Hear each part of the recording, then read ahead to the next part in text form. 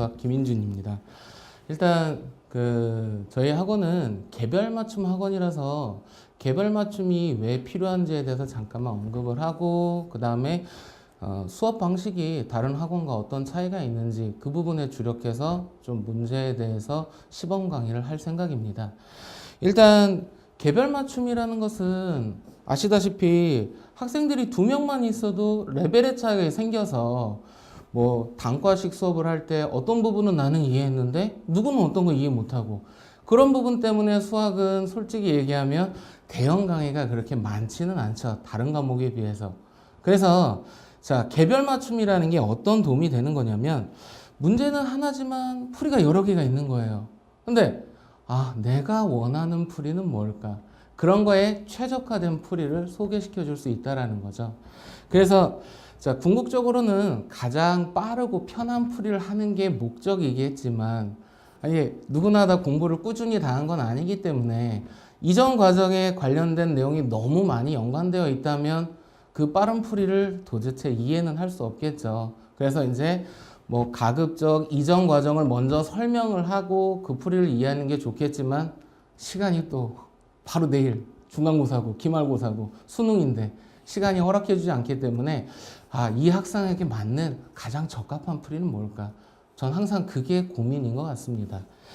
그래서 학생들별로 수학적인 능력이나 공부를 하는 열정이 모두 다르기 때문에 그것들을 어떻게 해서 적합한 방법으로 선택을 해서 풀이를 진행하느냐, 이제 학생에 따라 다른 그런 차이점에 대해서 인정을 하고 가장 적합한 풀이 방정을 찾아가는 과정에 대해서 조금 오늘 수업을 한번 해보겠습니다. 일단 고1의 과정, 고1 과정에서 복소수 파트를 준비를 좀 해봤습니다.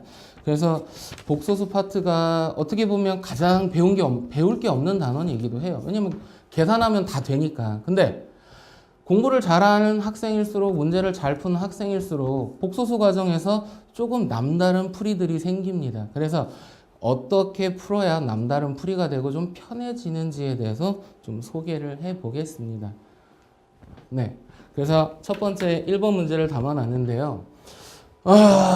중간고사 보면 반드시 나오는 문제 중에 하나인데, 제일 개념이 부족한 학생들은 이 복잡한 x값을 여기다 넣겠다라고 하는데, 선생님, 이 40승은 도대체 무슨 의미죠? 설마 저거를 40번 곱하란 얘기인가요? 맞죠? 40번 곱하란 얘기죠. 그런데 실제로 내가 저걸 40번 계산한다 하더라도 5분, 10분 그 안에 답이 나올 것 같지는 않아요. 그런데 얘는 왜 40번 하라고 나왔냐? 어떤 규칙이 있겠죠. 그래서 제일 처음에 개념 정리가 잘 안 된 학생들은 생각하기 싫으니까 집어넣고 40승하면 뭔가 나오겠지 하고, 그래 오늘은 이거 하나 하자 넣고 계산을 하다가 잠깐 실수해서 답이 안 나오고, 그러다 보니까 수학은 싫다라고만 생각을 하는데, 사실 이 문제는 대입을 해서 풀라고 얘기한 건 아니죠. 규칙이 있는데, 일단 자, 규칙을 하기 위해서는 이전 과정이 좀 선행이 돼 있어야 돼요. 자, 얘는 어떻게 하면 정리가 되는 거냐. 출제자가 좀 깔끔하게 정리가 되도록 항상 숫자나 패턴을 맞춰 놓는데, 아무 의미 없고 규칙이 없는 수 x라면 진짜 40승을 해야만 하는데 그렇게는 출제가 안 된다라는 거죠.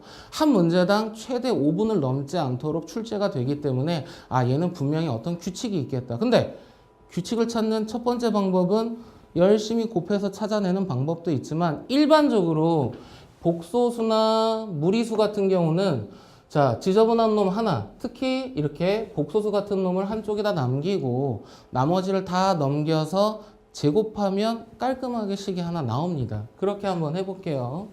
그래서 2x, 그 다음에 플러스 1은 루트 3i. 자, 양변 제곱하면 4x 제곱 플러스 4x 플러스 1은 마이너스 3. 정리해서 양변 4 약분하면 x제곱 플러스 x 플러스 1은 0이라는 식이 나오는데, 문제는 얘를 찾아도 내가 풀어야 되는 거랑은 많이 다르다. 이거 왜 한 거지? 이해를 잘 못합니다. 왜냐면 이게 다음 과정으로 넘어가기 위해서는 선행돼야 되는 과정이 있어요. 첫 번째 단원에서 곱셈공식, 인수분해, 곱셈공식 변형이라는 단원이 있는데 그 과정이 탈락된 학생은 여기에서 다음 과정으로 못 넘어가죠. 그래서 이전 과정에 어떤 내용이 있냐면 x 3승 마이너스 1은 x 마이너스 1, x제곱 플러스 x 플러스 1 이와 같다라는 인수분해 공식이 있어요. 근데 나는 이걸 몰라. 그럼 이제 여기서 대입하는 방법 외에는 풀이가 끝난 거죠. 근데 대입하는 방법을 마지막에 소개는 할 텐데 추천하진 않아요. 일단은 이전 과정에서 이거 하나만 알면 되니까 몰라도 요 정도는 외워줄 수는 있잖아요. 그래서 자, 나는 이걸 알고 있었다. 아니, 몰랐는데 배웠다라고 얘기하면 앞에서 얘가 0이라고 그랬어. 얘가 0이라고 그랬으니까 여기다 0을 집어넣으면 주어진 식도 0은 되겠죠. 왜? 얘가 0이니까. 얘가 0이니까 이 값에 관계없이 전체 식의 값은 0이 되는데 그러면 얘가 0이라고 그랬으니까 x 3승은 1이다라는 결과가 나오잖아요. 3승이 1이야. 3승이 1이니까 40승은 어떻게 되는 거냐. 자, x 40승은 x 3승으로 나눠보면 자, 몫이 13승 나오고 그 다음에 x가 하나 남겠죠. 계산해보면 얘는 지수끼리 곱하기니까 x의 39승 40승이 되려면 x 하나가 남죠. 그런데 x 3승은 1이라고 그랬으니까 너는 x가 되겠네. 얼마나 다행입니까? 40승을 일일이 해야 되는 게 아니라 잠깐 정리를 해서 x 40승은 x랑 같다라는 결과를 찾아낸 거죠. 어떻게? 40승을 하는 거에 비해서 시간이 확 줄었죠. 단점이라면 단점이라고 해야 될까? 얘를 알고 있어야 된다는 과정이 필요하죠. 이전 과정이 선행되지 않으면 문제를 조금 오래 풀 수밖에 없습니다. 그러니까 이제 미리 공부를 좀 하고 반복을 해서 공식을 암기하는 게 수학은 조금 필요합니다. 그래서 자, 같은 방법으로 21승도 정리를 하면 x의 21승 같은 경우는 x 3승의 7승이니까 너는 1이 되겠다 라고 하면 되겠죠. 그러면 이 복잡한 식이 어떻게 바뀐다? x 40승은 x로 바뀌고 x 21승은 1이 되니까 7이 되겠죠. 그 다음에 x는 내비두고 마이너스 3. 그러면 문자들은 지워지고 4라는 결과가 나오겠죠. 자, 하고 싶은 얘기는 개념 정리가 잘 안 된 학생들은 이런 문제를 보면 대입을 합니다. 결과는 뭐야? 대입을 해서 40승을 찾을 수는 없다라는 게 결과죠. 그러니까 생각하기 싫어서 대입하고 싶었지만 시간 안에 또는 계산기가 아니니까 하다가 틀릴 수밖에 없는 문제라는 거죠. 그러면 이거를 제대로 하기 위해서는 이전 과정에 나와 있는 3승 마이너스 3승 인수분해 공식을 알고는 있어야 된다. 그래서 이전 과정이 탈락돼서 이거를 대입만 하려고 하는 학생들은 조금 개념 정리를 다시 해야 되는 문제입니다. 자, 근데 아까 자, 이거를 개념이 전혀 없어서 이거를 대입해서 풀 수 있는 방법은 전혀 없냐? 있긴 있습니다. 그래서 그거는 잠깐 소개만 하고 다음 문제로 넘어가는데 아까도 얘기했지만 추천하지는 않습니다. 자, 그러면 도대체 나는 이전 공식에 대해서 외우기도 싫고 솔직히 하기 힘들다. 그러면 추천하지 않지만 계산할 수 있는 방법이 하나 있긴 있습니다. 일단 양변에 계속 x를 곱해 나가서 규칙을 한번 찾아보는 게 가능하겠죠. 자, 일단 양변에 x를 하나 곱하면 여긴 제곱이 되겠고, 자, 4분의 그 다음에 제곱하면 마이너스를 넘어오니까 마이너스 2, 그 다음 마이너스 2루트 3i가 되겠죠. 자, 양변 2로 약분하면 2분의 마이너스 1 마이너스 루트 3i가 되는데 여기서 x를 하나만 더 곱하는 거죠. 자, 아까 x가 이거라고 그랬으니까 분모는 4, 그 다음 마이너스 뽑고 1 플러스 루트 3i, 그 다음에 여기는 마이너스 1 플러스 루트 3i. 자, 그럼 분모는 4분의 분자는 얘하고 얘가 자 덧셈, 합차 공식이니까 제곱 마이너스 제곱하면 되겠죠. 그럼 마이너스 3, 마이너스 하나 뽑고, 자, 이게 순서가는 바뀌어야 되니까 좀 헷갈리긴 하네요. 마이너스 3, 그 다음에 마이너스 1. 그래서 얼마? 1이라는 결과가 나오죠. 그러니까 이전 공식을 잘 몰라도 자, 대입을 하다 보면 답은 나오긴 하는데 솔직히 계산하기가 좀 쉽지도 않고 아까 외워서 푸는 것보다는 좀 속도가 느리기 때문에 추천하진 않습니다. 자, 그러면 이제 두 번째 문제를 한번 보여드릴게요.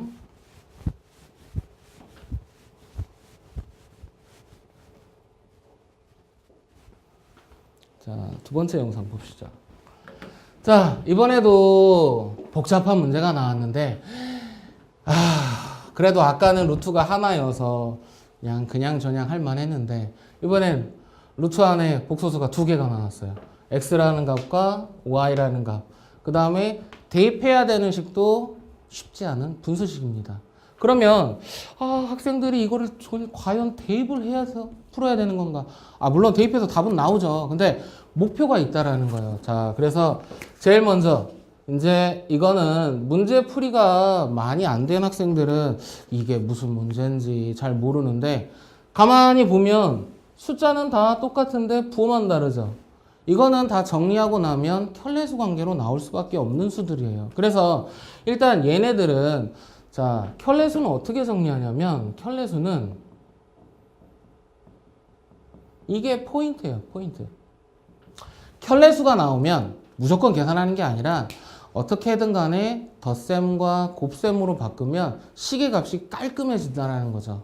자, 그러면 x하고 y를 구하기 위해서 유리화를 먼저 하면 실수화를 먼저 하면 분모는 7분의 자 7, 그 다음 2 플러스 루트 3i. 그래서 정리하면 2 플러스 루트 3i가 나오고 y도 같은 방법으로 정리하면 2 마이너스 루트 3i가 나옵니다.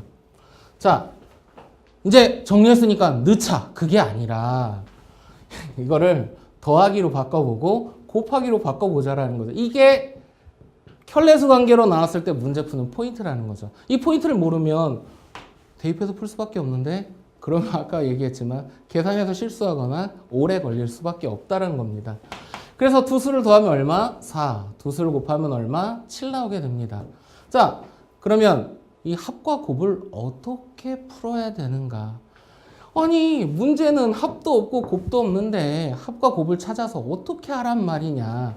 자, 문제를 잠깐 정리를 해보면 분수식은 누가 알려주지 않아도 제일 먼저 해야 되는 계산은 통분입니다. 자, 이제 통분은 어떻게 합니까? 최소공배수로 분모를 만들어주면 되니까 분모는 x, y. 없었던 곱이 나왔네. 곱. 갖다 넣으면 되네.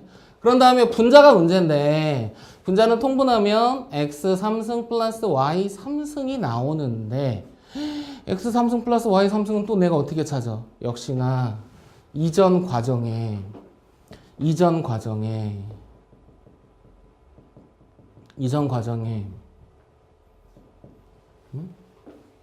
과정이 맞죠? 네.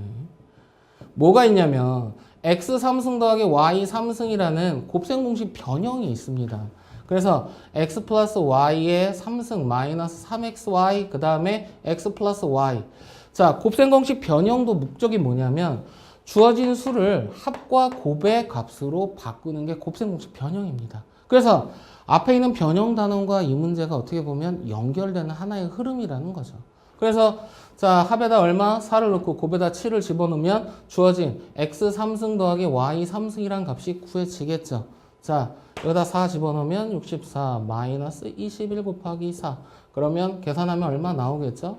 자, 이 값을 찾아서 여기다 넣으면 되겠네. 얘는 7이라고 그랬고 얘는 갖다 넣으면 되겠죠. 그러니까 문제를 풀 때 생각을 좀 할 필요가 있다라는 거죠.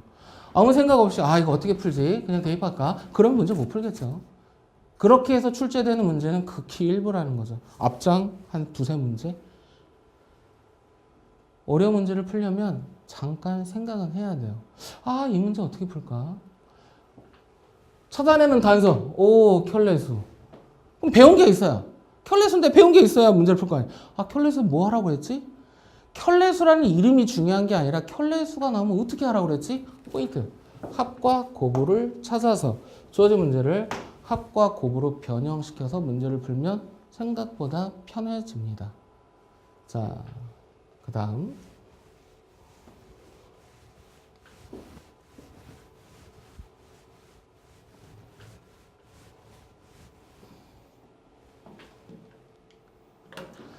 자, 이제 마해단원이라고 얘기하는데 자, 이거 이제 실제로 풀이를 시켜보면 한 반 이상이 그렇게 하는 것 같아요. 복소수 전혀 모르겠어. 어? 알파와 마알파, 베타와 바베타 곱해서 2가 나왔어? 근데 이건 뭐지? 더해서 2i가 나왔어? 근데 곱을 구하래? 뭐 어떻게 해야 돼? 아무 생각 없는 아이 대다수. 알파를 a 플러스 bi라고 놓고 베타는 c 플러스 di라고 놓고 그래. 주어진 조건에 맞춰서 풀어보자. 나옵니다. 하다 보면 나옵니다. 그런데 풀이가 똑같죠. 이렇게 풀지 말자라는 거죠. 어쩔 수 없으면 이렇게 어쩔 수 없을 땐 이렇게라도 풀어야 되는데 연습할 때는 좀 편하게 푸는 방법을 연습을 하고 마지막에 진짜 답이 안 나오면 시험장에서는 이렇게라도 풀어서 답은 얻겠지만 처음부터 이 풀이만 연습을 하자. 그건 아니라는 거죠. 그러면 얘는 뭐가 되는 거냐면 켤레수의 성질을 이용한 문제입니다. 복소수에서 제일 어렵고 문제 풀기 힘들고 설명하기 까다로운 부분이에요. 그냥 대입해서 풀면 돼 라고 많은 사람들이 넘겨버리는 문제인데 사실 이 문제는 가장 쉽게 푸는 풀이가 있다라는 거죠. 뭐를 이용하면? 켤레 복소수의 성질을 이용하면. 어디로 들어간다? 이 부분으로 들어갑시다. 뭘 들어가라는 거지?